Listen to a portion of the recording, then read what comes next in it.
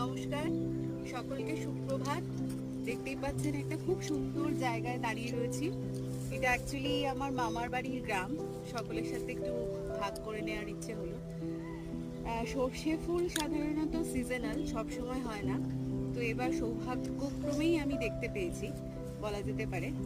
ক্যামেরাম্যানকে একটু ক্যামেরাটা এদিকে দেখাতে বলবো যে কি সুন্দর গ্রামের প্রাকৃতিক পরিবেশ দেখুন। এখন বাজছে 10:30 মতো। তো এখানে আমরা মাঠে একটু উপভোগ করতে এসেছি। আসলে এই সব জিনিসপত্র শহরে দেখতে পাওয়া যায় না, খুবই বিরল। আর এটা অ্যাকচুয়ালি একটু চোখের আরাম বলা যেতে পারে।